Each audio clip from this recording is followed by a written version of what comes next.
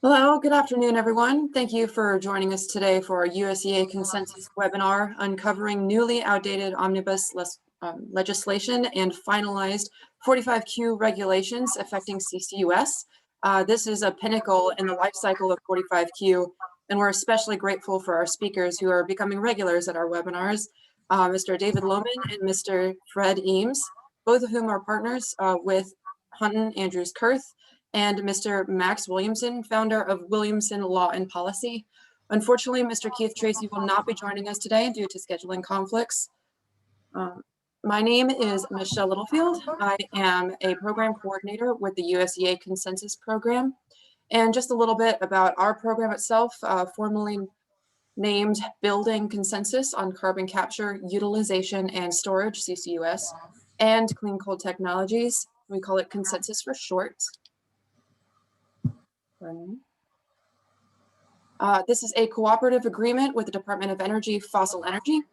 The program seeks to educate the public, policymakers, industry, and stakeholders on CCUS and clean coal technologies by hosting webinars along with a series of monthly educational briefings, conference workshops. We have technical reports, and we release monthly news clips of CCUS and clean coal related updates.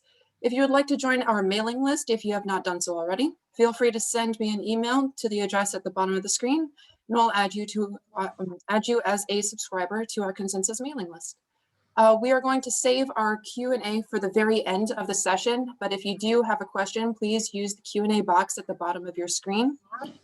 Once again, thank you all for joining, and with that, I'd like to introduce our moderator, Mr. Michael. Go ahead, Mike. Well, Michelle, thank you very much. I'm Michael Moore, and I'm a program director at USEA, and also know our speakers very well.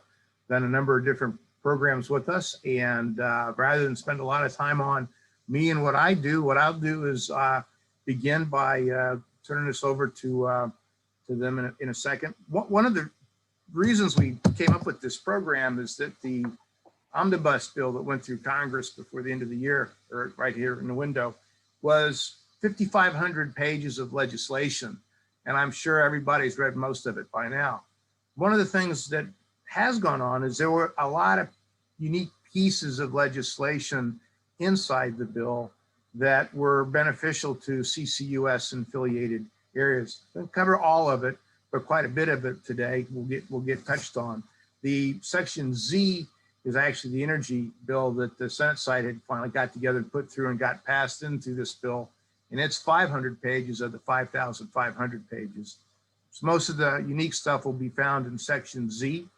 And then we have the area of the 45Q tax credits and its finalization and its regulations that were posted.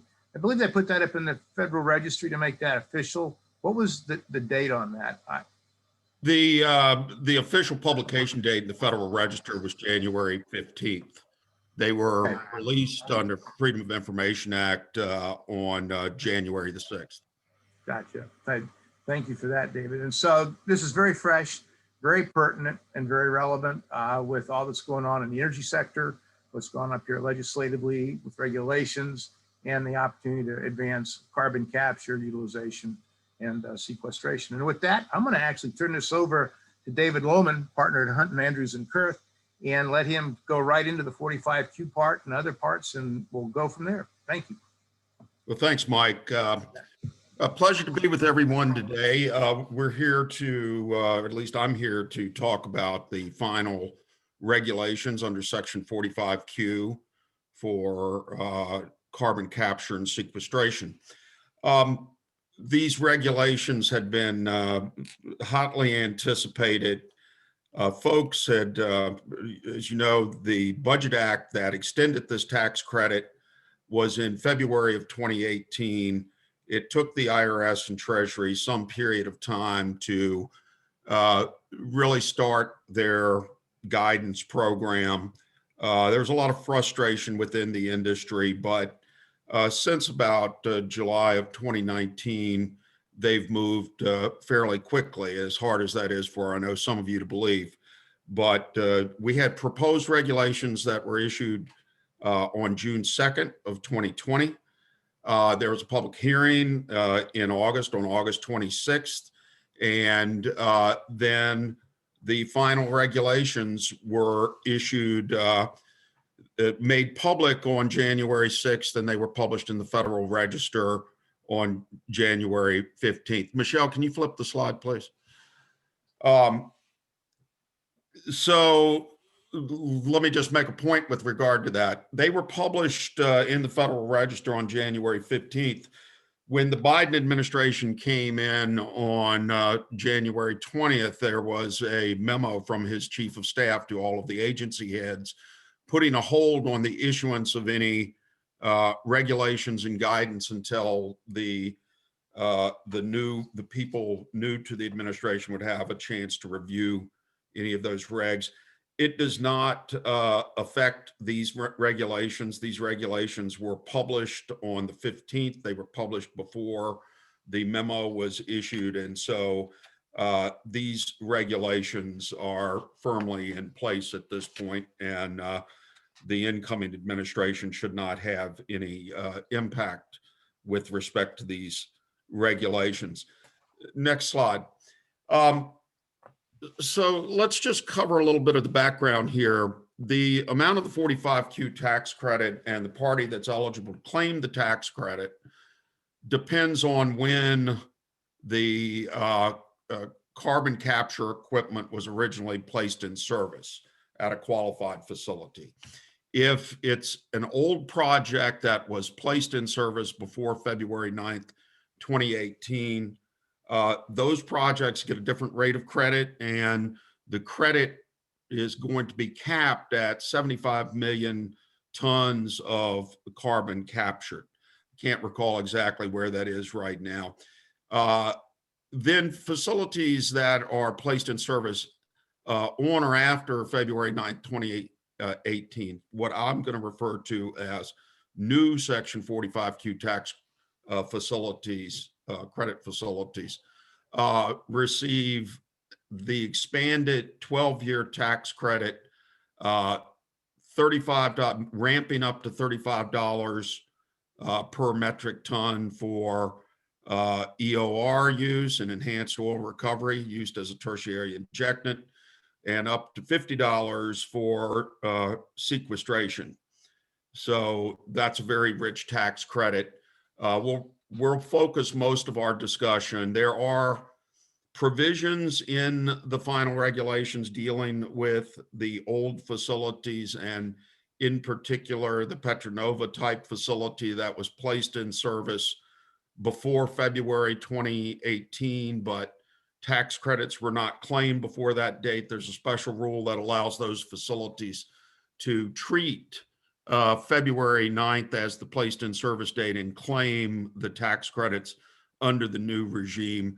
There are some other provisions in there with respect to additions to existing facilities and the treatment of the additions, that is additional property, additional equipment that increases the production or the capture of carbon dioxide and so forth, and how those credits, those are some special rules.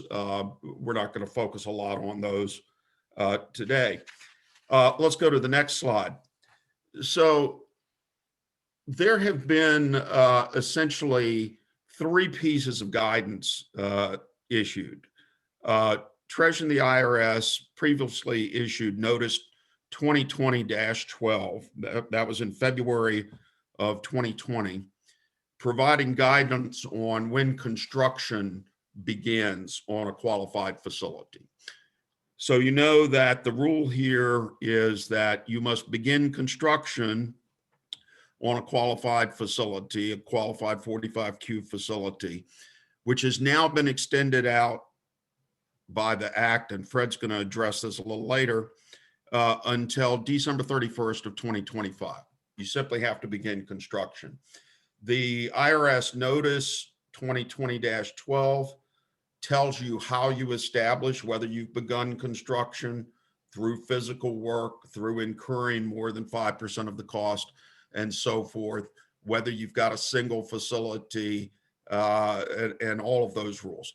That is in place. I mention it because there are cross references in the final regulations to some of the guidance previously issued. The other guidance that was previously issued was Revenue Procedure 2020-12, which creates and provides a safe harbor for carbon capture partnerships formed to invest in qualified projects. And it follows very closely the revenue procedure for structuring partnership flip transactions for wind, which is Revenue Procedure 2007-65. But this revenue procedure tells you how you can safely put together a transaction so that the IRS will respect it, and that they will respect it with respect to some issues that people have concerns about, including economic substance and so forth. So that guidance is out there, and there are some cross references to the guidance in the final regulations. The third piece of guidance we have are, in fact, these final regulations from the IRS. Next slide, please. So the regulations, let's start walk through these a little bit. The tax credit is attributable to the owner of carbon capture equipment. It's the owner of the carbon capture equipment who either physically on its own, that is, the owner either physically captures the carbon and disposes of it, or they contractually ensure the capture and disposal, injection, utilization of the carbon dioxide. The key here is ownership and carbon capture equipment. We're going to get into those issues. What is the carbon capture equipment? And we're going to get into how does one contractually ensure the capture, disposal, etc. One point that the final regulations make clear. Now, the carbon capture equipment is capturing the carbon at an industrial facility, at a qualified industrial facility. What is a qualified industrial facility, and do you have to own it? The answer was always fairly clear, but now it's abundantly clear because the regulations specifically say you do not, the party that claims the tax credit does not need to have any ownership interest in the industrial facility. Think of the term industrial facility as the emission source, right? The source of the emission. You do not need to own it might be an ethanol plant, might be a cement plant, might be a power plant, whatever it is. To claim the credit, you have no ownership interest and do not need to have any ownership interest in that emission source. You have to own the carbon capture equipment. That was not directly said. It's now directly said in the new regulations. Let's flip to the next page. Now, most of the time, I think you're going to see the ownership of the carbon capture equipment and the owner of that carbon capture equipment, which in many cases may be through a partnership that satisfies the revenue procedure 2020-12 requirements. You're going to find that owner who is then going to enter into various contracts ensuring the capture and disposal. So I think it's going to be an infrequent thing to see the owner of the carbon capture equipment taking and physically disposing of that, using it for EOR or sequestering it or otherwise utilizing it in a way that qualifies.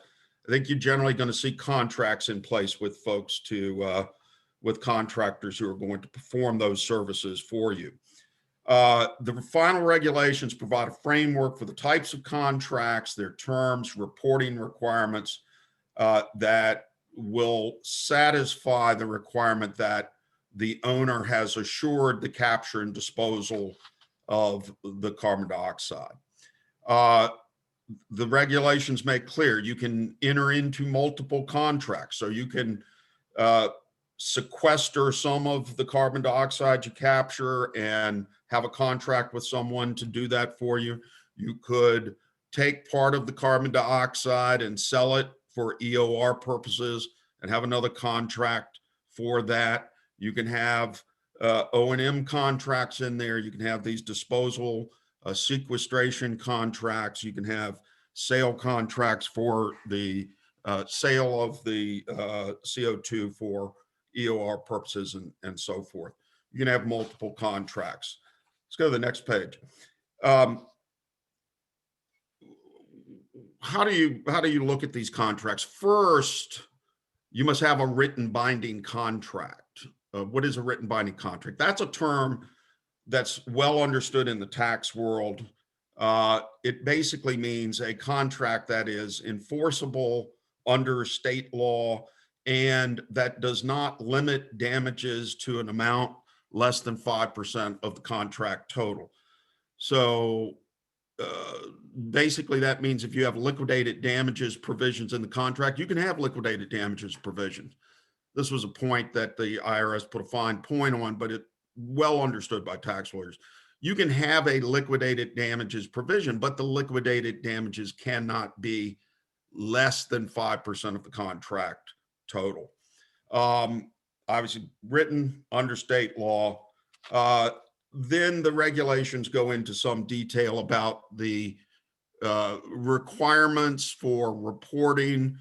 The party that you're hired, you contracted with for sequestration, they must agree to follow all of the requirements to sequester under subpart RR or the ISO standard. They must report and file particular forms with the IRS, provide those forms to the owner and taxpayer and so forth. And all of this is designed to make sure that the IRS has all of the information to verify that the credit is being claimed, who is claiming the tax credit, and so forth. Let's go to the next page.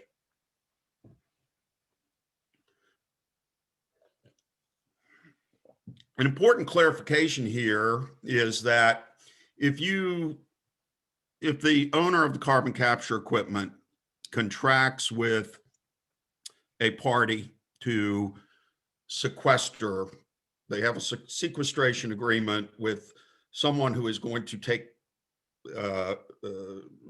responsibility for sequestering, they're going to do it pursuant to subpart RR or the ISO standard and so forth and so on. The regulations now clarify that that party who enters into the contract with the owner of the carbon capture equipment can hire subcontractors to do the work for them. The subcontractor must agree to satisfy any of the requirements that are set forth in the regulations. Doing it in accordance with subpart RR, for example, filing the appropriate form and so forth. This is going to become more important. This was something that a lot of people in the industry are asking for. This is going to become more important as we get to the transferability of the tax credit, where the tax credit can be transferred, and the privity of contract between the owner of the carbon capture equipment and the party it directly contracts with. We're going to come to that in a minute, but that's going to be the party to whom the credit can be transferred. The regulations also just say, yeah, you can, the parties that are contracting here can be related parties. Let's go to the next slide. Now, let's talk about carbon capture equipment. There were a lot of comments. I failed to at the beginning to say there was so much interest in these regulations. When the proposed regulations were issued, there were in excess of 80 sets of comments issued by, submitted by various taxpayers, interested parties, coalitions, and so forth, going into a great number of issues here, all of which, if you read the preamble to the final regulations, the IRS and Treasury go through and say, we got this comment, that comment, so forth. We either accepted it or we rejected it for this reason or the other. It makes for an interesting read and gives you a little better background about what's going on here. But carbon capture equipment. Carbon capture equipment is basically defined in terms of its functionality. It is the equipment that is necessary to capture, process, and process the carbon dioxide up to the point of delivery for transportation. It cuts off at the pipeline, okay? The pipeline is not part of carbon capture equipment. This is made clear in the regulations. There are rules that will allow you to treat a dedicated pipeline, that is a pipeline that's being used exclusively for a project, i.e. it is not a commercial pipeline carrying the product of multiple taxpayers. It's used exclusively. You can treat that, work on that as beginning of construction under the IRS notice, but it is not carbon capture equipment that must be owned in order to claim the tax credit. So transportation is out. The proposed regulations had a list of various types of carbon capture components, compressors, and this filter and that filter and so forth. They got rid of that. They took it out. They said it was too restrictive, that they just want a very plain test that can be understood in terms of functionality. Let's go to the next slide. I already was mentioning this, got ahead of myself here. Transportation doesn't count, does not include a pipeline. Now, talked about exclusively used pipeline can be treated for purposes of beginning of construction. The other thing is that if you have multiple facilities that have gathering pipelines, okay, or you have pipelines that are taking, say it's in a natural gas field, and it's taking the carbon dioxide from one processing plant to another processing plant, and this is all part of a single project and so forth. We can get into that in a second. That's okay. That qualifies. That can be part of the carbon capture equipment. But commercial pipelines, never. And pipelines that are for transportation of the carbon dioxide away, that is not carbon capture equipment. Next slide. There was some questioning, and not all of the comments on carbon capture equipment were adopted. I personally don't have a problem with the way they've written it here. Some folks feel that they could have used a little more clarity. I don't think it's anything that should prevent projects from being developed and moving forward. They did add something on independently functioning process train, basically to say that if you've got a process that, at an industrial facility, and, a lot of the controversy here, or at least let's say a lot of the comments that were submitted were folks trying to decide, where does the industrial facility stop and where does the carbon capture equipment start? I have to own the carbon capture equipment. How do I distinguish between the carbon capture equipment and the industrial facility in certain processes where you're separating out carbon dioxide from some other gas, for example, or somewhere in the industrial process? Folks had some questions about that. They were seeking some clarification. The IRS just adopted a general rule. I personally don't view that as being too much of an issue, but they did explain that you can look at the independently, functioning process from beginning to end and treat a single drivetrain there as all of the equipment that's necessary in that process. Let's go to the next slide. So we've talked about carbon capture equipment, industrial facility, the emission source. Okay. Depending on what type of industrial facility, that is the emission source, what type of industrial facility you have, and how the carbon dioxide is used, there are minimum threshold requirements. If you have an electric generating facility, you are required to capture at least 500,000 metric tons per year. You can capture as little as 25,000 metric tons per year if you are using the carbon dioxide for what we refer to as utilization in some other process, making some building product or what have you. I'm not going to get into that. The minimum threshold that's going to apply in most cases, non-electric generating facilities, will be you must collect at least 100,000 metric tons per year, right? Now, the question that came up here, many of us refer to it as aggregation. Take the example of you've got 3 natural gas processing facilities. You're extracting natural gas. The natural gas comes up, it has carbon dioxide mixed in it. It's got some water and vapor and so forth mixed in it, maybe some other gases and so forth. And you've got a processing facility that's going to separate out it. It's going to take any water out. It's going to take out the carbon dioxide. And let's say it collects 50,000 metric tons per year.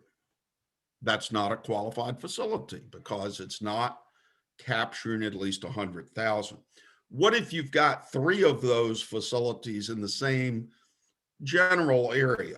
They might be a few miles apart. They could be, more than just a few miles apart, but they're in the same general area. Can you treat more than one of those facilities? Can you aggregate those facilities together to come up with a single qualified facility that meets the minimum threshold requirement? And the interesting thing is that the IRS had told us that you could do that for purposes of the beginning of construction.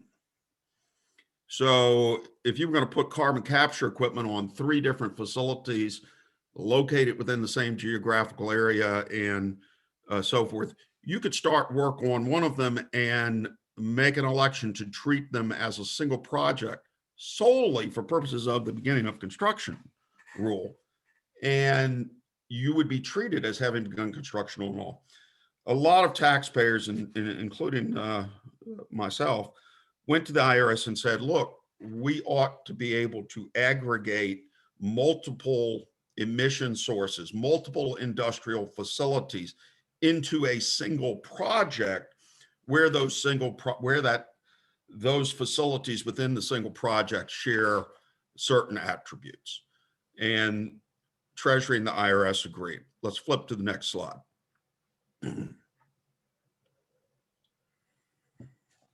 So this is a single project election. This is a cross-reference to Notice 2020-12.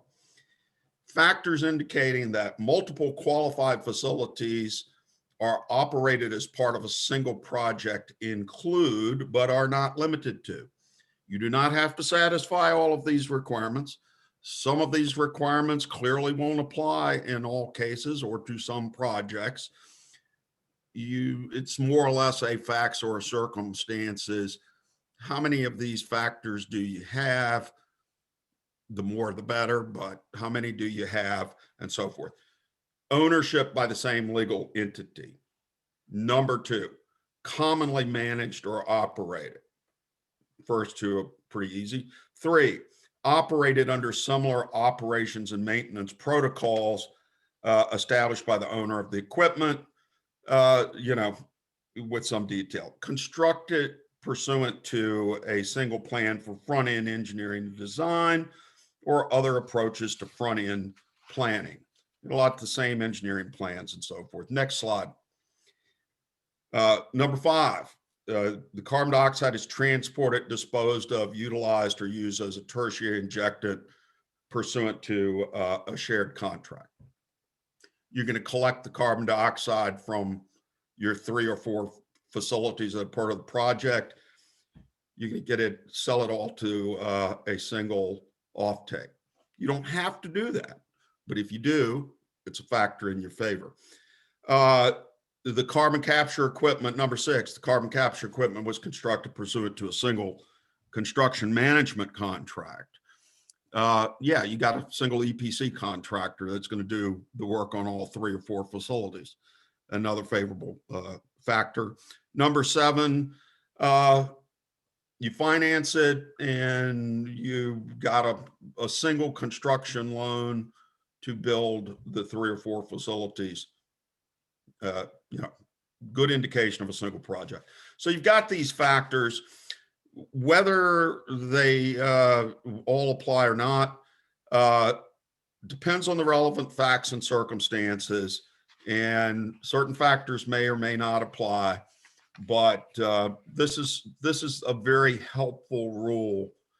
Just as an aside, folks may understand that there is some lobbying, I think Fred's going to go into this a little bit, to do away with these minimum threshold requirements, to get rid of why should we limit who gets the credit to facilities that generate 100,000 metric tons a year, or electric generating facilities that do 500,000 tons a year.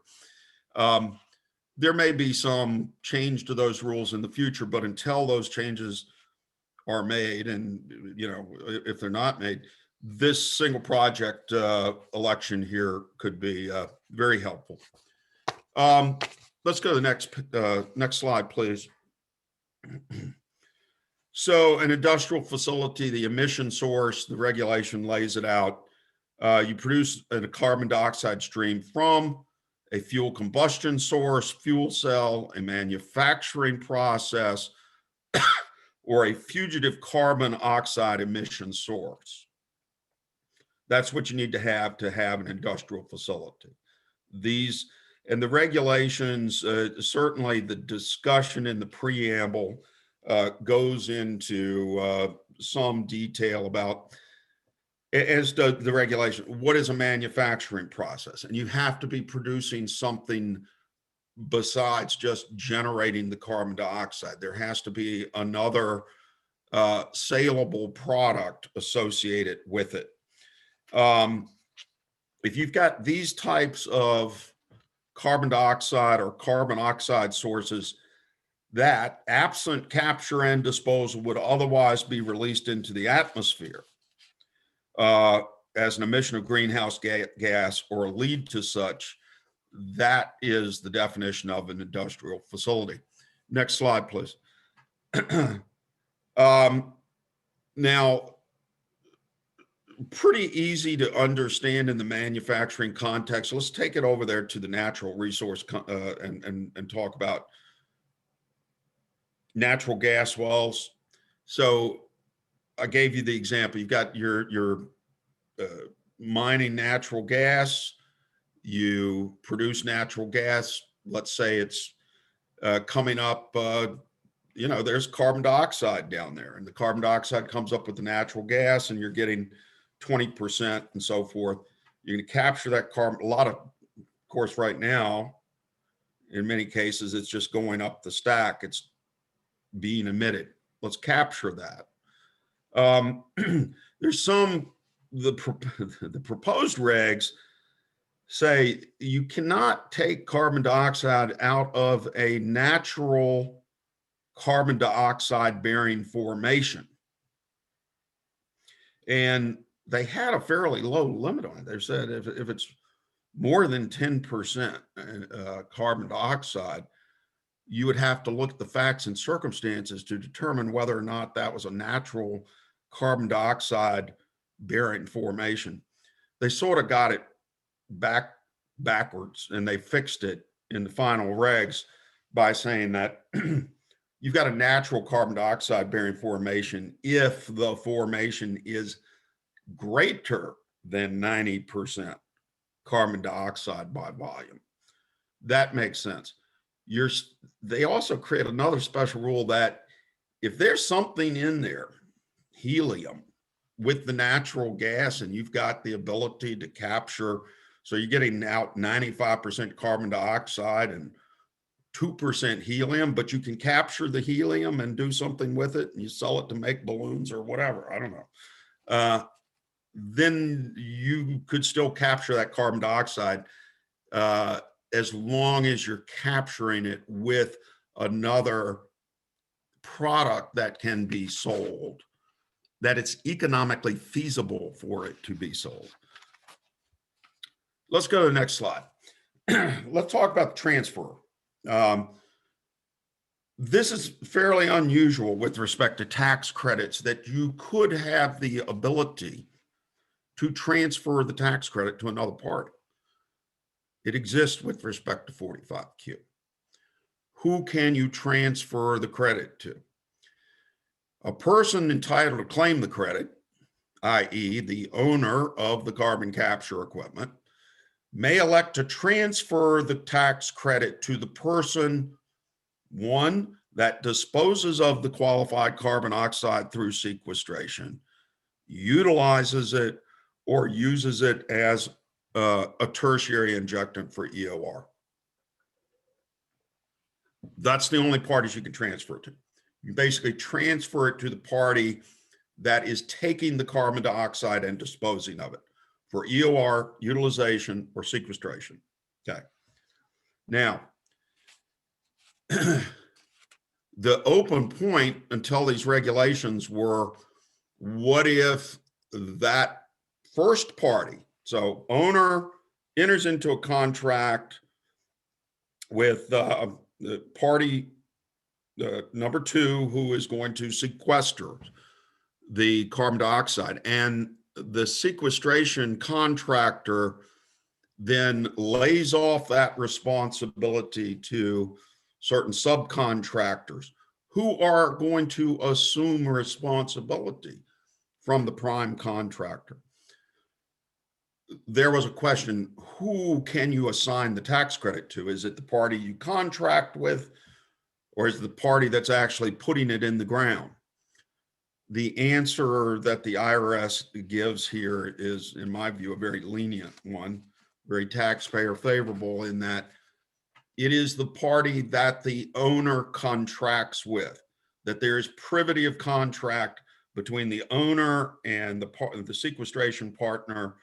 The sequestration contractor then can lay off the responsibility to subcontractors and keep the tax credit. This may be a structuring, this may come into play in some structures that are developed, where rather than, for some reason, which I don't completely understand, there is some concern about tax equity owning a facility. They may have the tax equity become the party that takes the sequestration obligation. You could transfer to that party that accepts that responsibility, and then they lay it off. They lay off the responsibility to subcontractors. So we may see that. We'll see what develops. Let's go to the next slide. I think I talked about that. Let's go to the next slide. So with respect to this transfer, you can make this as an annual election. I'm going to use the tax credit this year, but maybe my tax appetite's not there. Next year, I can assign it out. excuse me, a lot of flexibility. You can transfer it to more than one party. Go back to the example. I've got a contract with A. They're going to sequester. I've got a contract with B. They're going to use for EOR purposes. I can assign the credit to both of those parties, but the amount that I assign to them must be consistent or pro rata to the amount of carbon dioxide that they take from me. So in other words, you can only transfer the tax credit to a party based on the carbon dioxide that is transferred to that party. One way to think about it. Let's go to the next slide and talk about recapture. And we're going to wrap this up here and move on. The recapture period in the proposed regs was 5 years. And basically you have recapture when the carbon dioxide that is injected leaks out into the atmosphere. But you do not have recapture until the carbon dioxide that leaks out is in excess of the carbon dioxide injected for that same year. In other words, a netting. You net out what leaks against what you injected for the same year. And unless more leaks out in a year than you inject in the year, you don't have a recapture event. So that's a very favorable rule, actually. Now, they clarified in the final regulations the netting concept. The original regulations, the proposed regulations, had it in the examples, but did not articulate it or explain it well. That has been taken care of here. So you've got the netting concept. You've got a reduction in the recapture period from 5 years to 3 years. There was a lot of requests, comments, oh, tax equity is not going to do 5 years and so forth.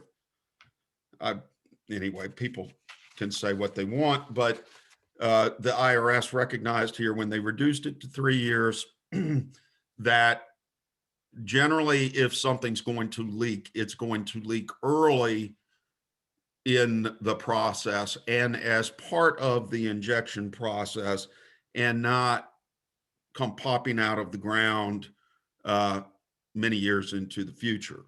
So the IRS, I think they received some advice from Department of Energy, Interior Department, so forth. They obviously received industry input on this, and they sort of say, you put it down there, in most cases, it's not coming back up, so it's okay to reduce the recapture period to 3 years. That was sort of the part of the explanation they gave. Go to the last slide here. Any recapture, it's recapture in the sense that you've got leakage in excess of what you inject, then you've got to recapture. But it doesn't mean recapture and going back and taking the tax credit away from you in the year that you injected that carbon that leaked out. No, it's simply where recapture, it leaked, we're going to get the tax credit amount from you as an addition to your tax for the year in which it leaks. And that's after taking into account the whole netting and so forth. I think the recapture rules are fairly taxpayer favorable. I think that tax equity can generally get comfortable with them once they understand the sort of the technical, geological issues and so forth associated with sequestration. So we got some favorable rules here, shortening of the period. We'll take it. But I think recapture is something that most folks are going to be able to get comfortable with. Well, that wraps up my discussion of the regulations, the final regulations. There are some things I skipped over regarding old facilities, 80-20 rule, and so forth and so on. But we're going to have a question and answer here at the end. And if anyone has any questions about the regs, go ahead and send them in, and we'll try to cover them a little later. Back to you, Mike. David, thank you very much for that. A lot of material to digest and run through, and appreciate that time spent. Like David said, we will have a Q&A session when we finish with the next two speakers. Next one coming up is Fred Eames, a partner at Hunt and Andrews and Kurth, and he's going to walk through some of the areas of interest that popped out of the Omnibus Bill, and some insights that are coming out of the Hill as we sit here and talk today, in fact. And with that, I'm going to turn this over to you, Fred, and thank you very much for your time to be here today. Thanks very much, Mike. Good afternoon. I'm Fred Eames. I'm a partner in the Washington, D.C. office of Hunt and Andrews Kurth. I've been in private practice for over 20 years, after a decade on Capitol Hill, where I was counsel on the House Energy and Commerce Committee, working on environmental issues. And for more than a dozen years now, I've been representing clients on CCUS related issues at the federal and state levels on both policy and projects. And I'd really like to thank the USEA for the opportunity to present today, in particular, Mike and Michelle. Over the years, I've been privileged to work with Mike on CCUS representations, and the USEA is really fortunate to have Mike's experience. Next slide, please. So Mike asked me to cover today the CCUS provisions in the Omnibus Bill that Congress passed in December, and the outlook for CCUS. And so we're going to do that in 4 parts. First, the what are known as the EFFECT Act provisions, which deal with revamping DOE's fossil and CCUS research, development, and demonstration programs. The Use It Act, which gives CCUS projects access to streamlined federal permitting procedures. The Section 45Q extension, and really that won't take very long since it's really just a straight 2-year extension of the credit. And then we'll discuss the outlook for CCUS at the federal policy level, which I think is very positive. A great development over the past decade is that U.S. policy debates have created a favorable space for CCUS. I mean, for a while, CCUS really seemed to have a very narrow base of support, and it was threatened on both sides by people who said we shouldn't be working to reduce carbon dioxide emissions because, we don't need to address climate change. And then on the other side, by people who say we don't need fossil fuels. Well, now more policymakers have come to recognize that there can be economic benefit from the use of captured CO2, and that the world won't meet the carbon emission reduction targets without CCUS. So again, what I'm going to present today is an overview. There's more detail on the legislation than we'll have an opportunity to cover today. Next slide, please. So let's start by discussing the revisions to DOE's fossil and CCUS RD&D programs. These revisions are based on legislation introduced in the Senate by incoming Senate Energy Committee Chairman Joe Manchin of West Virginia, updating sections 961, 962, and 963 of the Energy Policy Act of 2005. So the group that really deserves special recognition for these provisions is the Carbon Utilization Research Council, or CURC. Shannon Angelski and her team did a terrific job in identifying the need for revisions, putting together a great set of recommended changes, and then working the advocacy process to get this done. In a town where everybody's eager to take credit for good things, I think you ought to call it out when somebody clearly deserves credit. And what the changes do is modernize DOE's fossil fuel and CCUS RD&D authority, broaden the program purposes, increase attention on CCUS for natural gas, direct spending toward large-scale pilots, which is scale and the technology development process that really hadn't gotten enough attention, and align the program with US carbon reduction commitments. That's sort of a high overview. Next slide, please. So on the left here are the pre-existing program purposes for the fossil energy program at DOE. Those are all still in place. And now on the right side here, you can see the added new program purposes. So let's call out a few things in particular. First of all, note that none of the pre-existing program purposes directly mention reduction of GHG emissions. They mention reducing environmental impact, but not GHG specifically. So now if you look at the fourth bullet on the right, GHG reduction is now explicitly a program purpose throughout the energy chain. Obviously, DOE was focused on GHG reduction already through its work on CCUS, but this strengthens that focus and gives them a stronger basis in authorization. Also note the last bullet on the right. The program now requires the Secretary to prioritize, quote, activities and strategies that have the potential to significantly reduce emissions relevant to the applicable objective and international commitments of the United States. Now, I don't know the answer to whether the Paris Agreement is now explicitly an international commitment of the United States since President Biden officially has announced that we've rejoined, but there's the issue of Senate ratification, obviously, that complicates that. Nevertheless, we can expect DOE to proceed as though meeting our Paris nationally determined commitment is relevant to this program. Next slide, please. So Section 962 is really where the biggest changes to DOE's authority come in. The quote unquote old Section 962 was the coal and related technologies program. And it really was outdated. You can see here it focused on some things that just aren't happening in the utility sector right now, like building coal gasification plants. In fact, by and large, people just aren't building coal plants right now at all. And I think that may lead to some problems, but that's reality. This section was replaced by an expanded and revamped version of part of what was in the old Section 963, which was the CCS Research, Development, and Demonstration Program. The new Section 962, which we're talking about here, is just the CC part of that, the carbon capture part of that program. Next slide, please. All right, well, up in the upper left-hand corner, you know, I wanted to note that this is new and improved, and I worked hard to find this new and improved artwork in the upper left-hand corner. If laundry detergent advertising has taught us anything at all, it's that to emphasize your point, you need wild colors and at least one exclamation point. So, but this really is a new and improved section. A few things to emphasize about the new Section 962.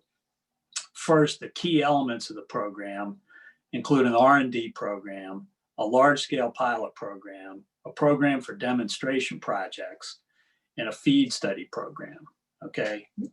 So those are key elements. Second, the program is focused on transformational technologies, which are defined as those resulting in a step change. And those include things like oxy-combustion, chemical looping, supercritical carbon dioxide cycle. You know, obviously DOE is working on some of those things already, but this focus on transformational technologies is something that was added during the Senate markup of the bill last year. Now, the commercial scale demonstration program, discussed over on the right side of the slide, directs the Secretary to enter into 6 cooperative agreements for projects by September 30th, 2025, 2 each for natural gas, coal, and industrial facilities. These are competitive, but there's no specified cost share. If you're going to compete for a cooperative agreement, you're going to have to figure out what level of cost share is going to be competitive, and you're also going to be best off partnering with a DOE lab or university or both. Now, note that this is authorizing legislation, okay? These projects don't get funded unless Congress also appropriates money for the cooperative agreements in the future. Next slide, please.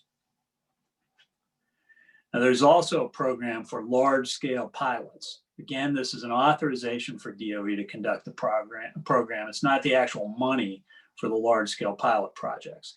The Omnibus Bill does include funding for DOE and the rest of the government for that matter. And typically there's some flexibility for agencies to move money around. I think DOE for the fossil energy office in the Omnibus Bill got $750 million, which is more than in some recent years. So that's a good development. But we'll see how the new leadership at DOE prioritizes these new programs going forward. Again, this large-scale pilot program is supposed to be for transformational technologies. Now, Section 962 also authorizes funding for carbon capture test centers. For those on the webinar who aren't familiar with the test centers, you have to have some place to test capture technologies on a relatively large scale. So to bridge the gap between lab testing and large scale commercial demonstration, you've got these carbon capture test centers that we've got a couple in the United States and there are others in other parts of the world. Southern Company's been operating the National Carbon Capture Test Center at one of its power plants in Alabama since 2011 with major support from DOE. And the NCCC just did its first fire with natural gas capture testing in December. It's been focused on coal largely for many years, and it's just done the first work with gas in December. The state of Wyoming also opened a test center within the last few years. This new legislation authorizes funding for one or more test centers, and it prioritizes those that are already in existence. So DOE already is funding this kind of work, but the new law helps clarify that authority. Note also that there was a provision that Congress enacted back in the Energy Policy Act of 2005 that essentially said, if you get funding from the government under these programs that we're authorizing here for a project to develop technology, that project can't be used as the basis to set an air regulatory standard.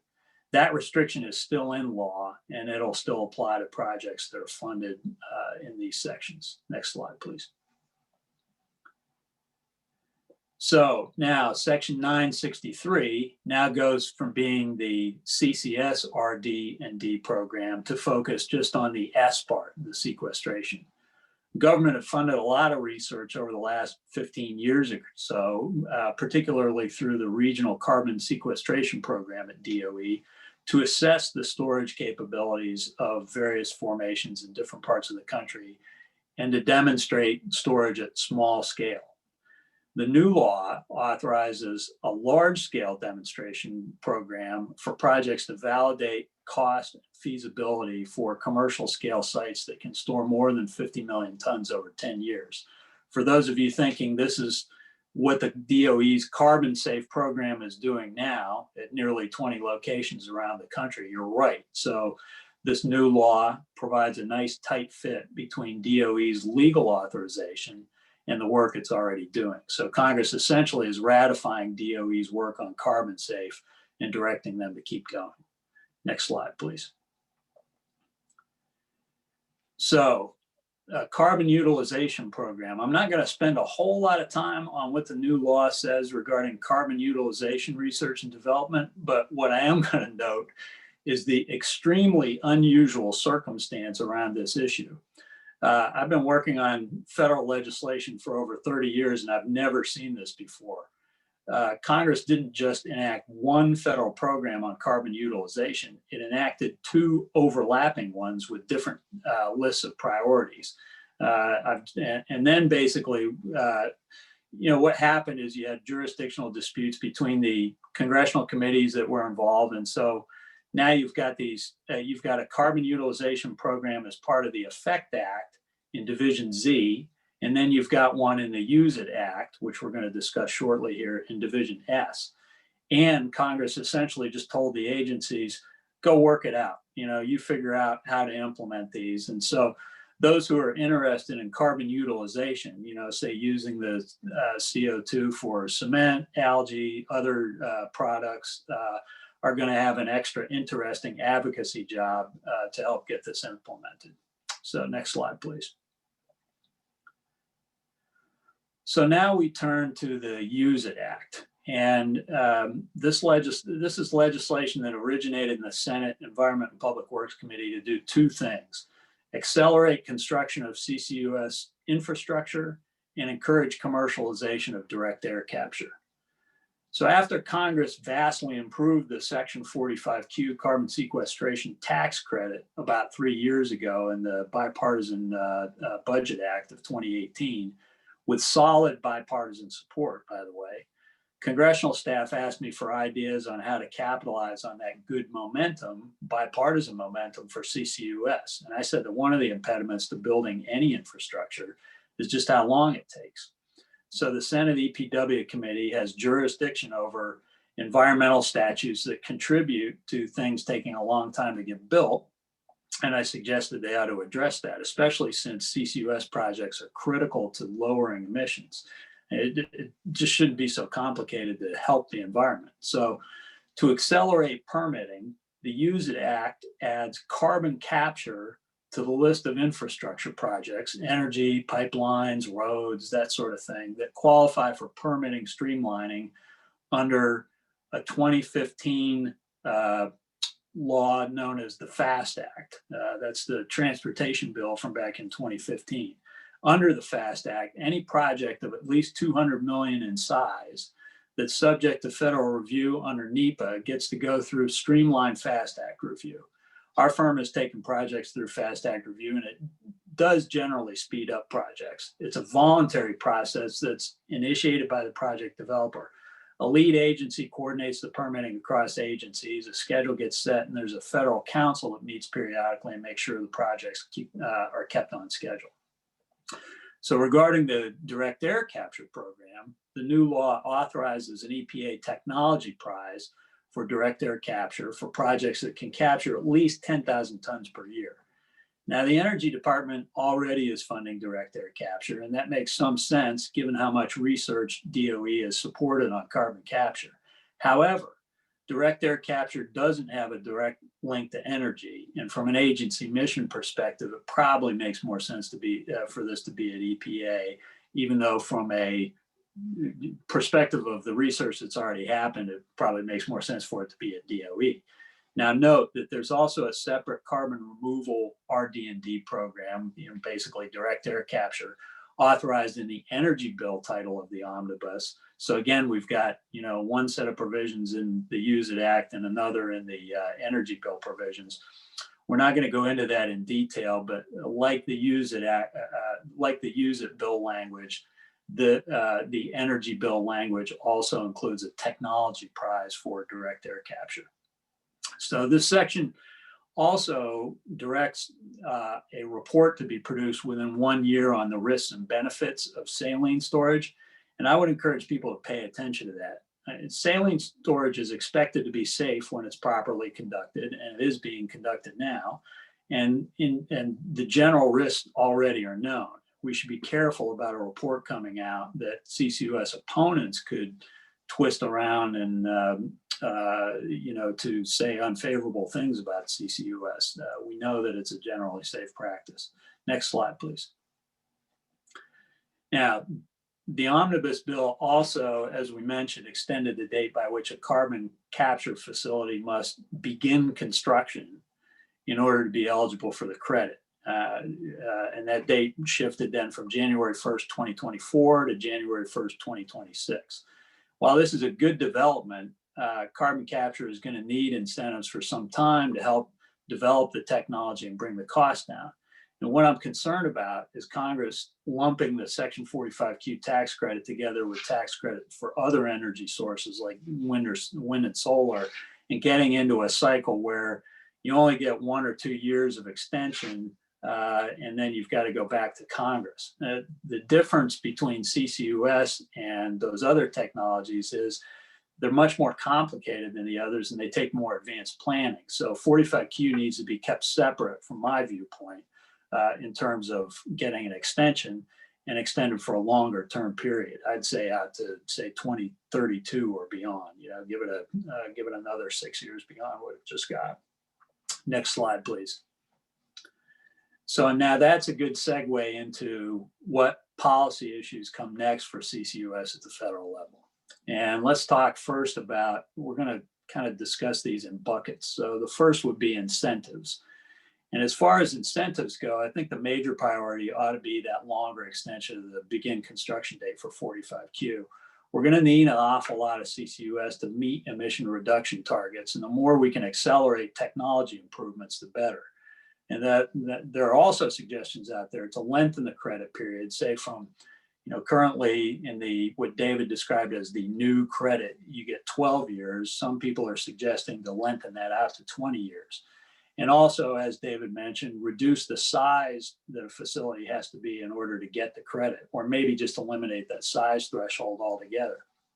Now, I would argue that some size threshold probably is going to have to stay in the law, though, because the logic behind the credit is to encourage the development of the technology at large scale, and very small scale projects just, wouldn't do that as well. So now there have been other suggestions out there for years on CCUS incentives, like making CCUS eligible for private activity bonds or master limited partnerships. I'll leave it there for now regarding incentives, though.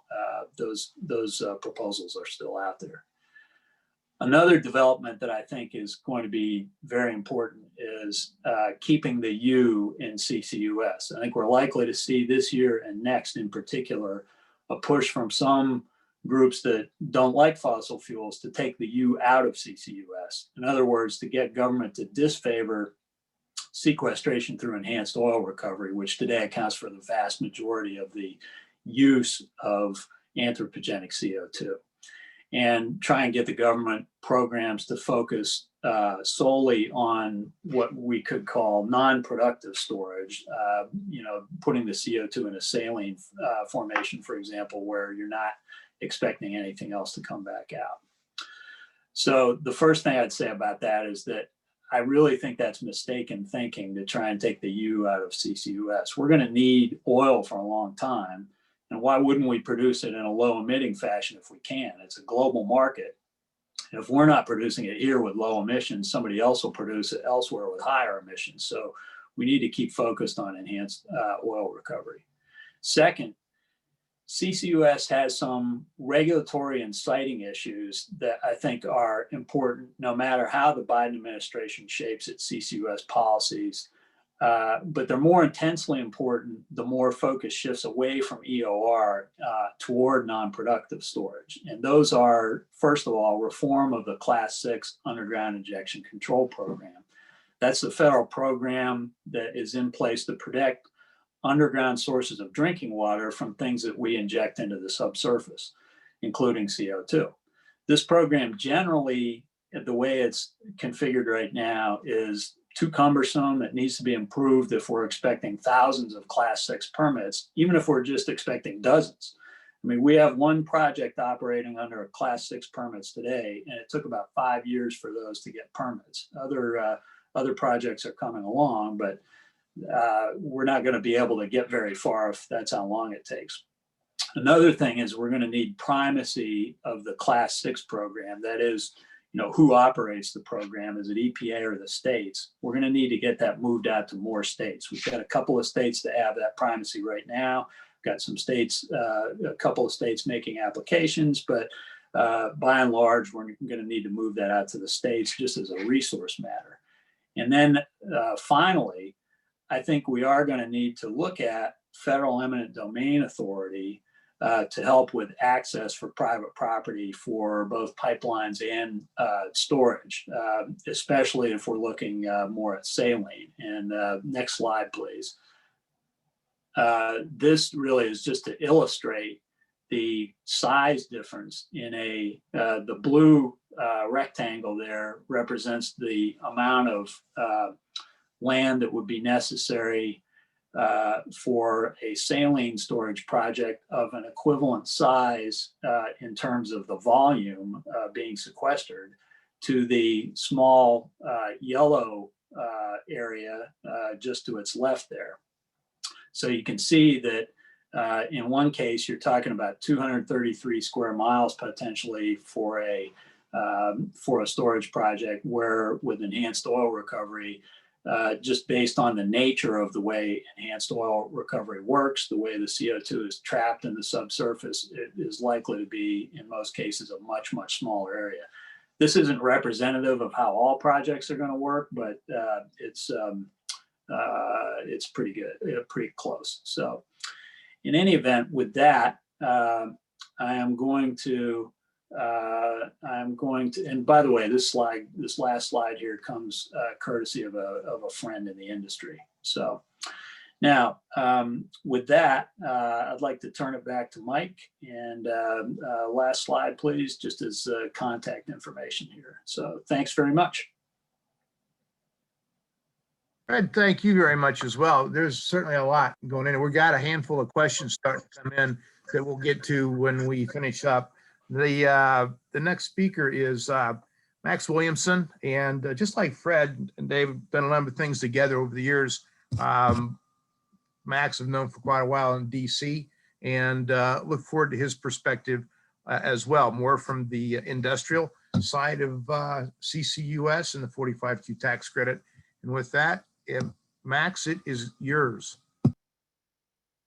Okay, thanks, Mike. Thanks, Fred and David. That's a great overview of the 45Q, and I'm just going to add a little more detail on what we'll focus in on the industrial or commercial utilization aspects of the new 45Q bill, as we're calling it.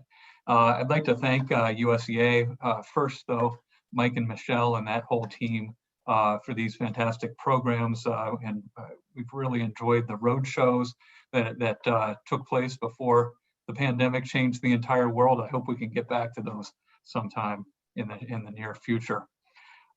So for ease of reference and vocabulary, even though the statute in our common discussion, we use utilization broadly, let's think about this as the word use for EOR, for enhanced oil recovery, and the word utilization for commercial products.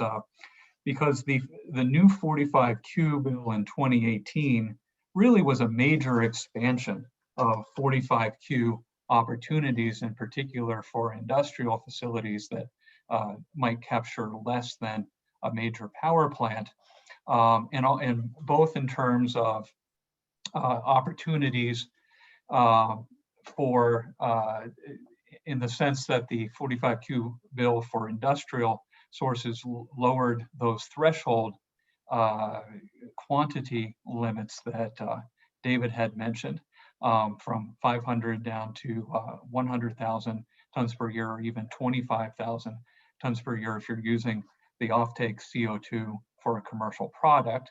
And also created opportunities for existing facilities as well as upgraded and, of course, new build facilities that we'll talk about. If you have an existing facility, this wasn't emphasized earlier, but let me emphasize it now, that that facility is subject to a $75 million cap, which cuts off, let's call it the old 45Q program, when the aggregate amount of CO2 captured and applies for the tax credit reaches $75 million. But existing facilities are still in the game. That amount is anticipated to be reached this year, but in theory, you would be qualified through the end of this year if your fiscal year is on the calendar basis. There's some chance that it actually could spill over into 2022 as well. So what do the new IRS regs do to clarify or to help us understand what the opportunities are for commercial utilization? The overview, and maybe Michelle, you can advance the slides. That's just the background that was covered. And one more slide, Michelle, please. Yep. So in general, the new 45Q regulations do add some welcome clarification, but I think in this area of commercial utilization, we're still sort of at sea a little bit more than storage or use for EOR, in the sense that the service really didn't provide us a lot of guidance on what commercial uses would qualify and how those uses should be measured. Notwithstanding, 45Q really remains an attractive financing enhancement for CCUS projects that really should be considered and analyzed. I'll also make an overall note that there's so much interest now, especially in the commercial and industrial sector, in what opportunities might lie here, is that really what we need is sort of a matchmaking platform to connect CO2 suppliers and the folks that have the CO2 to capture and sell. I know that's happening sort of on an over-the-counter basis in the industry, but in terms of maybe policy, that might be something that to be thought about as well, some way to connect the givers and the takers of the CO2. Next slide, Michelle. I think one more. Got ahead of myself. So in terms of the effective date, that is very clear that any fiscal year that starts after the publication date of the new regulations, in other words, January 15th, will have to apply the new regulations, but presumably fiscal years that have already applied for the credit will not be retroactively subject to the new details in here. And as we see, as we're going to see when we get into some of the details on commercial markets and life cycle analysis, that there could be a very different landscape for the folks that have already claimed the credit and for folks that might claim the credit in the future. Let's just go to the next slide and look at what utilization is. So the statute defines utilization in some pretty non-specific terms. It just says I'll just say CO2, but it's actually carbon oxide, as you know. But CO2 utilized by the taxpayer in a manner described in section 5F. But 5F doesn't add a particularly good amount of detail. It just says use of carbon dioxide for any other purpose for which a commercial market exists. The quantification section of 45Q also notes that the taxpayer can take a credit for any CO2 that is captured or permanently isolated from the atmosphere or displaced. And that's the really interesting aspect of the new 45Q bill, displaced from being emitted into the atmosphere. So what is displacement? Well, the new IRS regs don't give us a tremendous amount of detail, but it does focus in the right direction, which is the regs say that displacement is essentially substituting the captured CO2 for CO2 that is used, in other words, fossil CO2 that was used in some other process. So the real key here, both to the in terms of utilization for isolating and for displacing, or if you're using the CO2 in a product where the CO2 is either caught up in the matrix of that product in some way, either because that product requires an input of carbon or carbon dioxide, or that the product is of a nature that physically can actually just capture the CO2 like underground sequestration, but using a commercial product, then there's a 45Q opportunity. There's also an opportunity, though, if using a life cycle approach, you can use that CO2 that's captured, we can call it maybe recycled CO2, and use that CO2 to displace a fossil source of CO2 that would otherwise have been used in that product.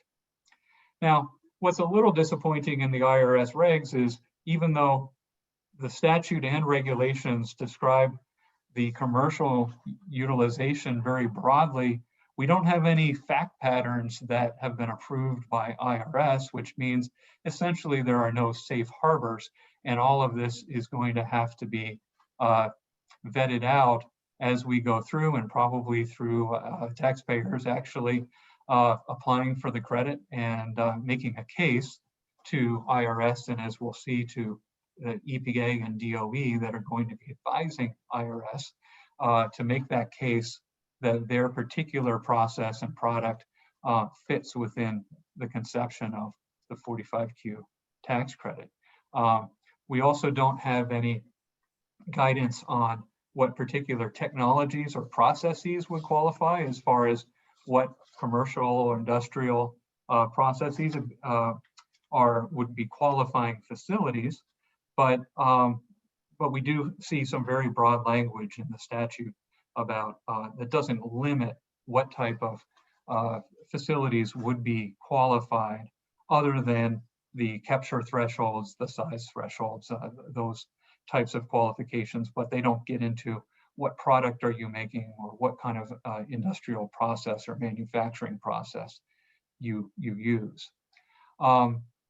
What we do know, there are two criteria that jump out of the new regs, though, not surprisingly, all activities must be in the United States to qualify. So if you have cross-border facilities, or perhaps there's some complications if you're selling the CO2 across the border, to take a look at that more closely.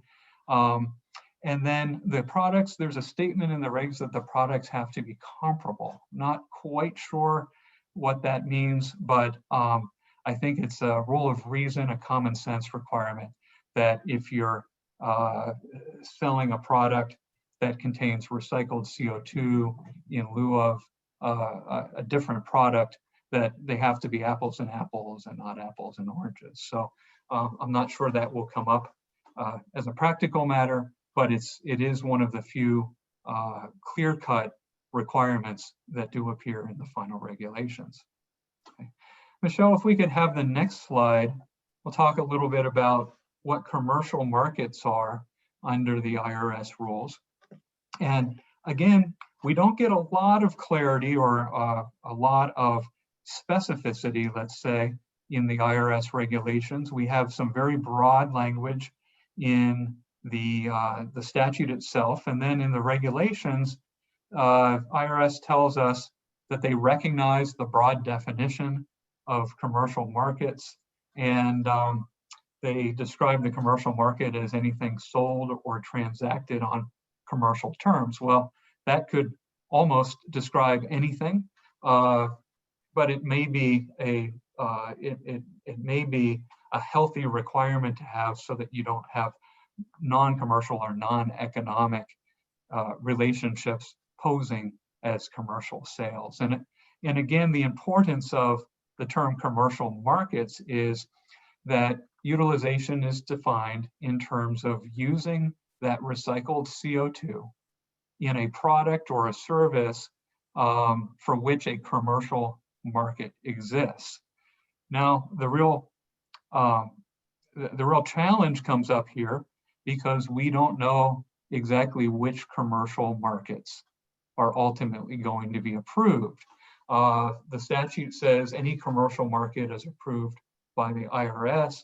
In the past, the DOE has published some guidance that have very broadly illustrated the dozens of types of commercial markets that exist out there. But again, there's no positive list in the regulations. IRS does allude to perhaps there'll be some forthcoming guidance, or perhaps with the Form 8933 revisions, that there might be some instructions on giving a little more detail on what commercial market is. But the one thing we do know now as taxpayers you have to do is you have to file a substantiation with the IRS. So what does that mean? It essentially means, even though we don't have any pre-approved types of commercial markets, the taxpayer essentially is given the burden to prove that a commercial market exists. Now, how high or low of a burden that's going to be, will have to play out. One might wonder, if you're having an arm's length sales contract of CO2, doesn't the fact that there's a commercial relationship there ipso facto prove that there's a commercial market? But again, we didn't get as much detail in the final regs as would have been helpful on this. Michelle, let's go to the next slide and talk about the other area. This is another area where the taxpayer is essentially given the burden of proving, in this case, that the product that is being used for the commercial market actually reduces greenhouse gases on a life cycle basis. And of course, this isn't something that the service made up out of whole cloth. The statute itself requires, actually mandates, that for utilization, that the quantification of how much CO2 is saved basically from reaching the atmosphere, either by being captured in that product or by being displaced, that quantification be based on a greenhouse gas life cycle analysis. And the statute points to, says that the life cycle analysis has to be based on the LCA process from the Clean Air Act Renewable Fuels Program, which is a 10-year-old program in which the LCA has been used very successfully to create various different pathways for approved biofuels that get biofuels credits under that program. So we're taking a somewhat well understood life cycle analysis program, which is not without its faults, but at least somewhat understood. And the Congress is taking that and repurposing it and putting it into the context of 45Q. As far as that goes, there's not a particular objection or problem with that, but as with many things, the devil is in the details. And we were hoping to get some more detail from the IRS about the substance of how that LCA would apply to recycled CO2 being utilized in commercial products. I can't say that we've got a lot of, let's call it clarity on the substance of how the LCA works, but we do have a lot of clarity, in fact, maybe an overburden of clarity on the procedural requirements for submitting or basing your taking the tax credit on the life cycle analysis. So this is a crowded slide, but I think it reflects the many requirements that are now going to be imposed on taxpayers that are looking to use the utilization pathway, so to speak. The first is that you need a life cycle analysis. It has to be a written LCA rather than just taking the credit and asserting that that you qualify. Probably the biggest additional requirement that comes along with the new IRS regulations is that the life cycle analysis either has to be prepared or at least reviewed and verified by a third-party auditor. This is folks that work in the field of carbon markets or biofuels will be quite familiar with third-party verification. But there are a couple of nuances. The verifier has to be licensed, but not necessarily accredited. IRS didn't they chose not to look to some of the existing accreditation programs, but do require a license, and that the verifier submit its qualifications in that when the tax credit is taken. Presumably that means a licensed professional engineer, but actually the regs aren't crystal clear about that. The IRS did reject a safe harbor type of concept. Some stakeholders have suggested that perhaps third-party verification there wasn't statutory authorization to require a third-party review, and that was based on the fact that the statute really says nothing about that. But there was a suggestion that perhaps if you had an objective third party look at a life cycle analysis and give it the imprimatur or stamp of approval, that should be a safe harbor, using a safe harbor context like we've seen in start of construction and in other areas of tax law. But IRS went in the opposite direction and said, not only are we not going to give you the safe harbor, but you have to basically, we're going to double up and have not only a written life cycle report, but also a third-party review of that. The LCA itself, they did provide some very helpful clarity that the LCA has to track their ISO standards of 14040 and 14046, which are essentially life cycle and verification procedures.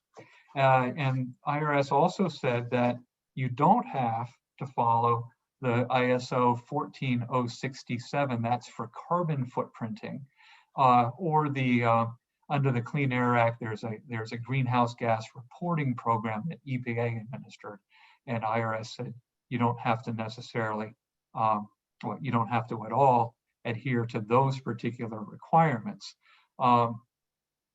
The regulations do then contain an interesting reference to a more recent DOE Energy Technology Lab guidance document on CO2 regulations from 2019. Of course, that postdates the 2018 update to the what we're calling the new 45Q bill. So clearly Congress did not have that guidance in mind when it wrote the statute. And the statute also refers to the EPA Renewable Fuel Program, not to the DOE guidance. But we're not anticipating that there's going to be any mismatch between those, and certainly taxpayers should look or at least ask their LCA preparers to look at that DOE guidance. But again, there's a little tension there between whether the DOE guidance actually is completely matched to the Renewable Fuel Program LCA approach, which is what the statute requires. A couple of other things about LCA that's important. IRS was clear that the life cycle analysis has to measure the CO2, but rejected some stakeholder suggestions that crediting for other greenhouse gases, for example, methane, for example, if that occurred and if you had methane displacement as part of the substitution of the recycled CO2 for another in a product, that the statute only requires, only allows counting of the carbon oxide and not the methane. Again, EPA or the IRS did say that the life cycle has to be based on the full product life cycle. And they use the phrase that on a cradle to grave basis. That's welcome specificity. It probably doesn't change the conventional conception of what the life cycle analysis entails, but it is consistent with your typical life cycle analysis. But IRS did make a very important observation. They said that if the stages of a particular product life cycle are the same with the, call it the recycled scenario versus the non-recycled scenario, that the life cycle analysis can disregard the stages that are exactly the same. So that might help truncate a bit the effort that has to go in to the written life cycle analysis, and therefore the amount of consulting fees that will go into this process as well. Again, the LCA has to show that there's a net greenhouse gas reduction. That's not a particular surprise. The The LCA also probably should deal with, it's a separate requirement, but the substantiation that there's a commercial market is a separate requirement under the rules, but really that fits very nicely into the LCA. And my suggestion is that for folks that are doing the written LCAs, that they address commercial markets as part of that analysis as well. Now, the frequency of the LCA isn't specified. We were assuming that it would be on an annual basis, but IRS alluded to perhaps some forthcoming guidance on that. It might be that taxpayers can do an initial life cycle analysis for a facility, and if the facility continues to operate in the same way, that perhaps there can be updates or bring downs of an LCA on a less than annual basis.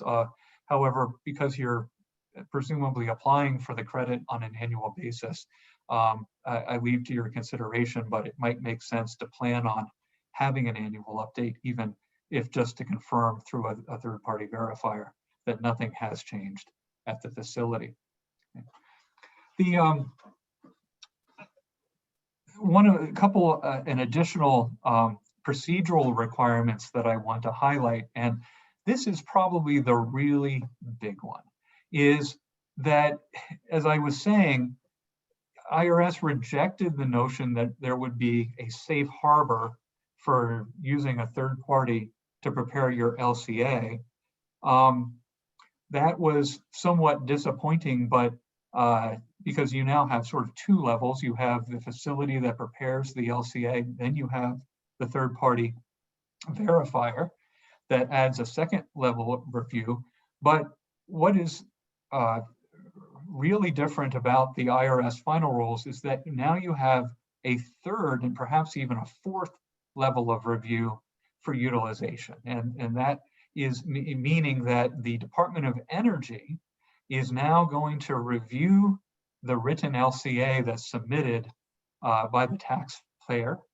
That review actually has to take place before the tax credit is claimed. And the regs really aren't so clear on exactly how that's going to work, how that process might delay the filing of returns. So we're probably going to be in the realm of having amended returns.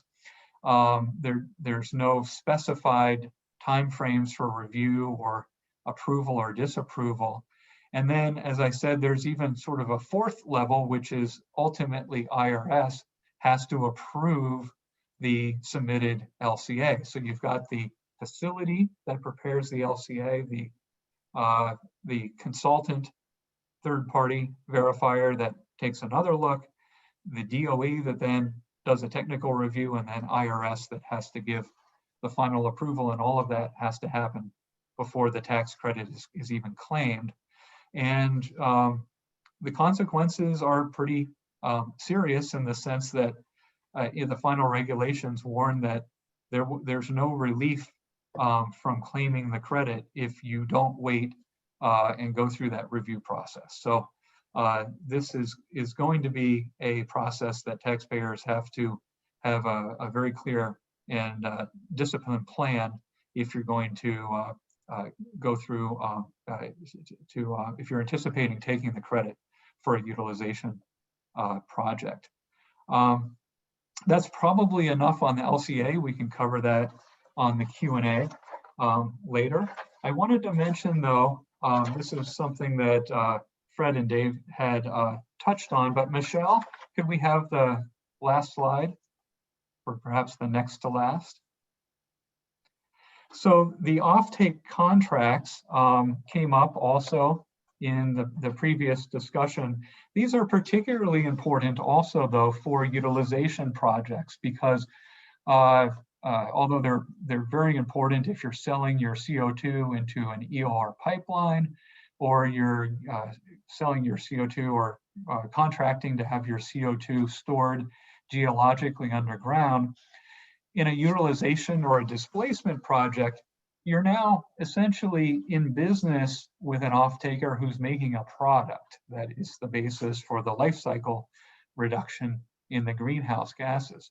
So these contracts are going to be, if anything, of equal importance and maybe even more importance in the commercial utilization context. And there's a couple of interesting requirements that I think it was David mentioned, that the contract, well, first of all, it has to be in writing.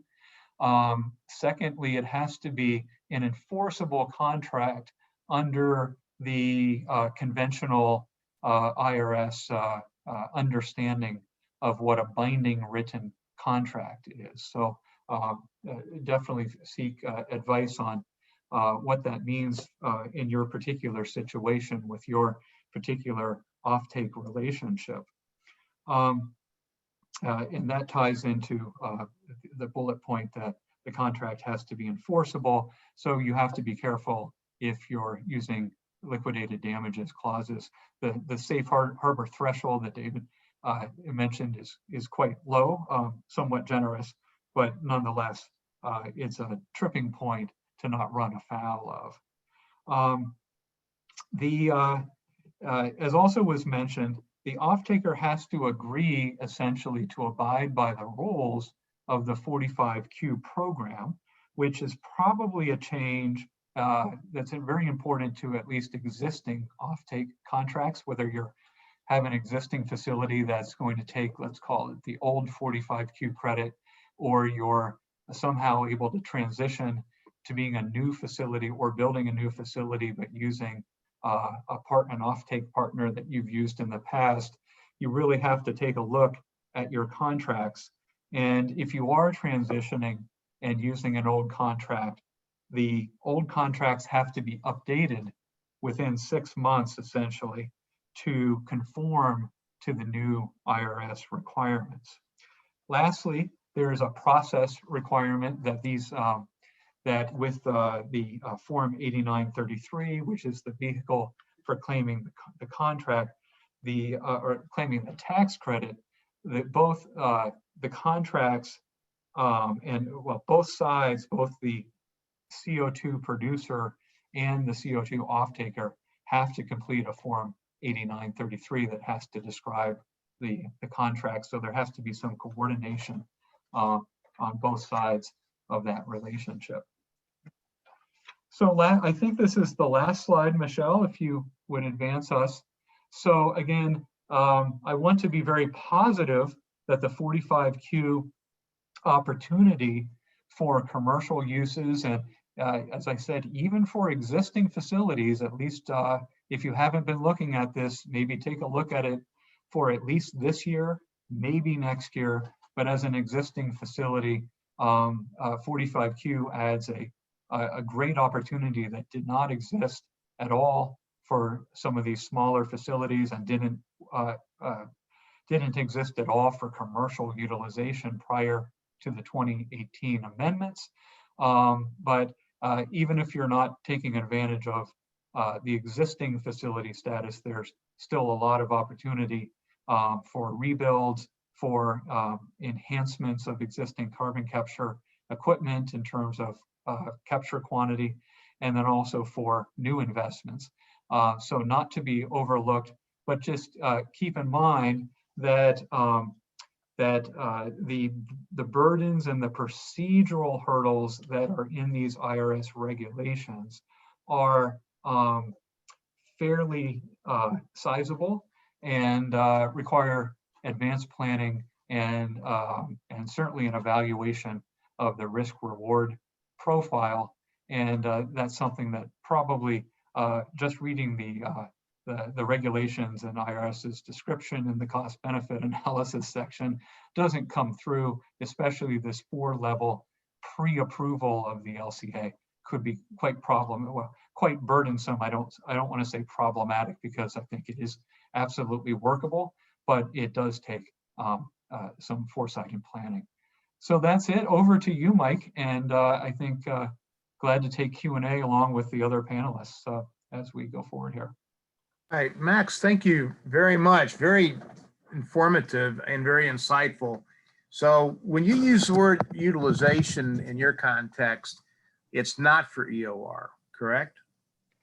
That's right. Yeah, the statute is clearly carves up different worlds for EOR use, let's call it, for geological sequestration that actually gets a favored tax credit amount, and then for, let's call it, commercial utilization or displacement, which is more focused on the commercial products and finding a substitute either for your CO2 as an ingredient or feedstock into that product, or substituting for a fossil version of CO2 that otherwise would be used in that product.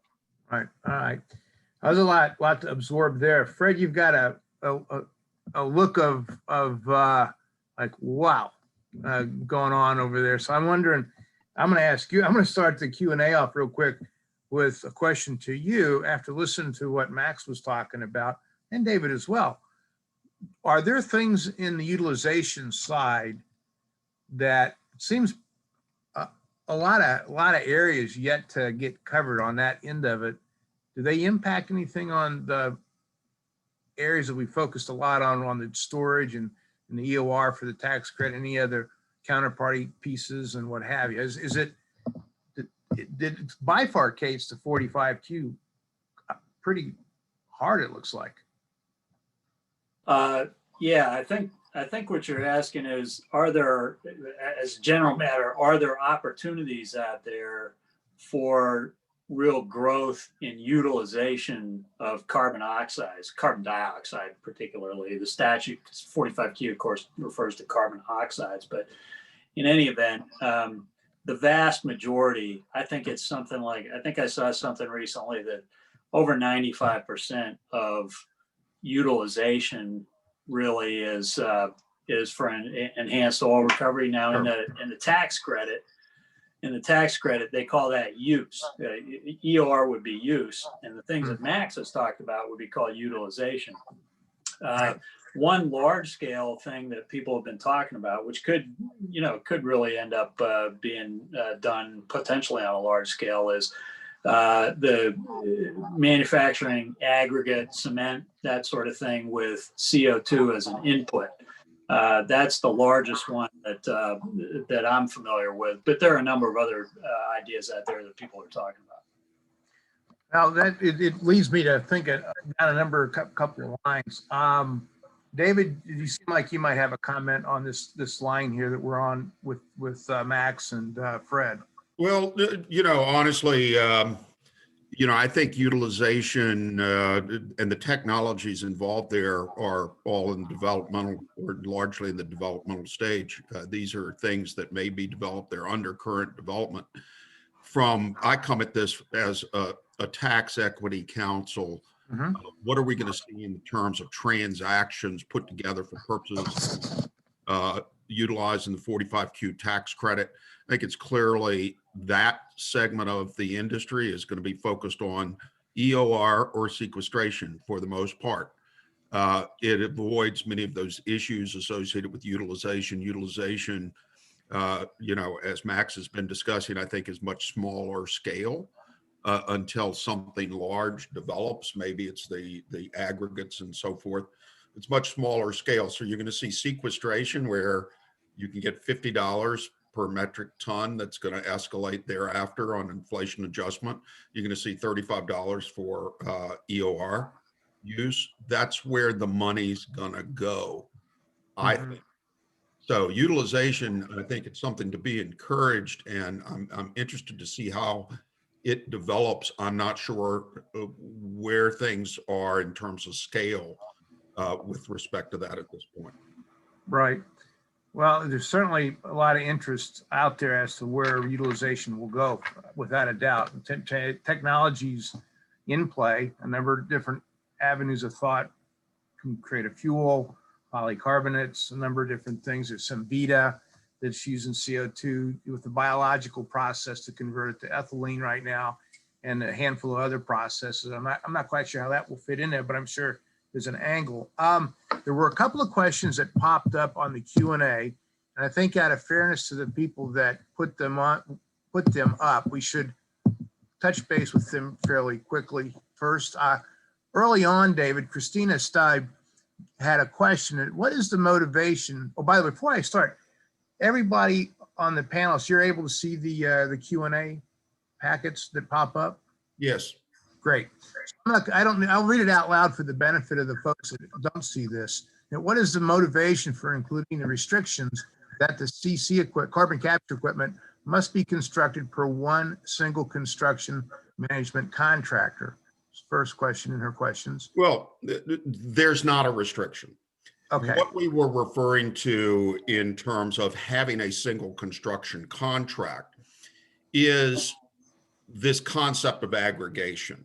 So if you have an industrial facility that's going to produce greater than 100,000 metric tons per year, and you have carbon capture on that, there's no issue. What we were talking about is for either beginning of construction purposes or purposes of satisfying the minimum threshold requirement, you need to treat 2, 3, maybe 4 different facilities as a single facility. And so they are looking at factors that would say, okay, those 4 facilities, they're located within a 10-mile area and they share other common factors. There's a single construction contract. There's a single offtake contract. There's a single, design. There's a single, sort of engineering plan or operating plan, etc. Those factors are not all required. Those are simply factors that if you were looking at multiple facilities and you wanted to treat them as a single project, those are factors. So if you had a single construction contract for those multiple projects, that would be one factor that would say, yeah, that's a single project, but not required, not a requirement, and really only applicable in the sense of beginning of construction, you need to aggregate, or satisfaction of minimum threshold requirement, you need to aggregate. Mm-hmm. Okay. And she went on to ask, what about environmental and legal advisors in the construction? Would they need to be brought in under one construction contract? And I think what she's asking is a continuation of what you were saying, how that was viewed. So I think we can keep moving on that. This one would also be addressed to the work you were doing, David. The regs, is from Anonymous, the regs allow for a tax equity investor to make contributions to pay for operating expenses without that amount being included in the total investment amount for purposes of the 50% pay-go. Per your read of the regs, does this also apply to the 20% upfront contribution requirement, i.e., if an investor is contributing a large amount of capital over time to pay for operating expenses, do they need to include that amount when calculating their upfront 20% contribution requirement? Yep. Okay. So these are questions actually based on Revenue Procedure 2020-12.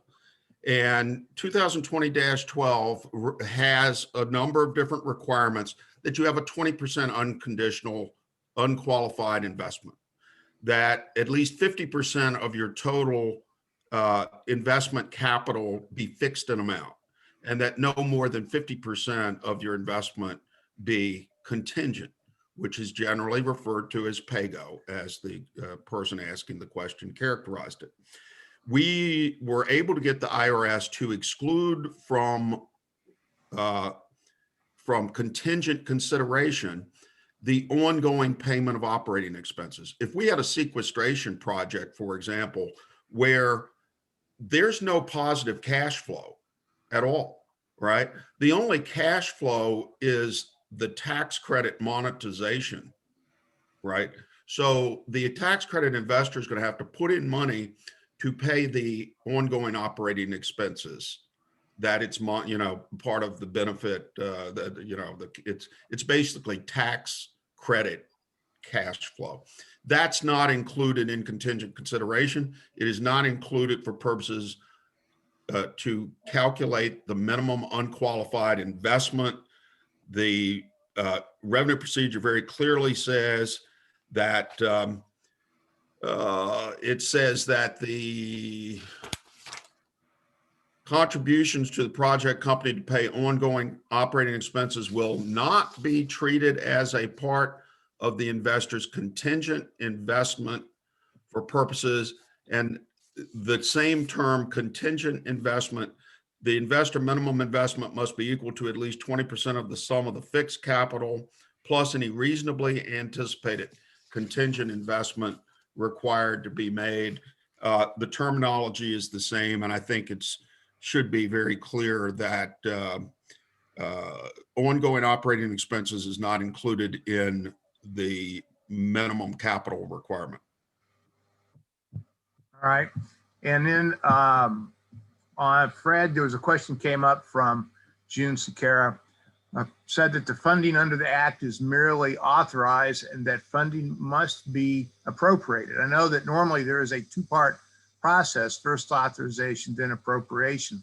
However, this act is labeled an appropriation act. Can you clarify? Yes.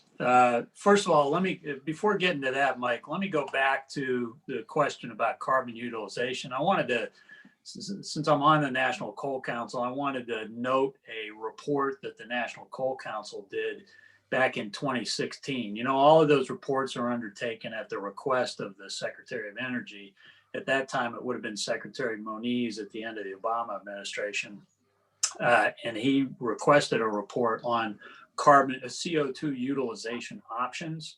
And so that report is out there for anybody that would want to look at that on the National Coal Council website. Now, back to June's question about this being an Omnibus Appropriations Bill. It also, let's not forget, included an entire energy bill. It included all sorts of COVID-19 relief. It's 5,593 pages. It's the largest piece of legislation that I can remember Congress passing in 32 years in Washington, okay? And so it included all of the appropriations for the entire government of the United States. And on top of that, a whole bunch of new authorizing programs. So the CCUS authorizations that were provided in the bill are just that. They are authorizations. The money, the appropriations, that's in another part of the bill, completely separate title of the bill. The Energy and Water Development Appropriations Bill is Division D. The Energy Bill is Division Z. So, you know, the DOE is going to get, I think, about $750 million in this fiscal year for the Office of Fossil Energy. How they use that is, you know, is largely up to the processes of DOE to divide that. They certainly can use it for these programs, but prioritization will be up to the Department of Energy. That was very insightful. Thank you for that, for me as well. Ed Steele had a quick question. Is there more definition around the licensing of third-party verifiers? Is this to be for professional engineers only? And I think you were walking through that, Max, that it was the definition of accredited and licensed and recognized. You've got probably 3 different categories there. Yeah, the final regs just speak in terms of licensing and acknowledge that there were some comments on accreditation and decided not to look to existing. There's an accreditation program for example, carbon reductions. There's one for the renewable fuel program for an auditing function there, but they just said licensed. And I think perhaps the more important requirement is that whoever is helping with the LCA has to be very comfortable with the ISO standards and the renewable fuel program under the Clean Air Act. Mm-hmm.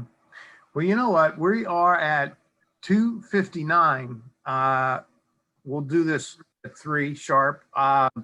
You guys, thank you very, very much for your expertise and time today. And I'm sure that we'll get a lot of follow-on questions from the people that have attended as other people digest or take down copies of this after it's posted. Michelle, when will we post the video and the presentations? The presentations will be uploaded in probably about 10 minutes. The recording will take a little bit longer, so most likely it'll be on the website tomorrow morning.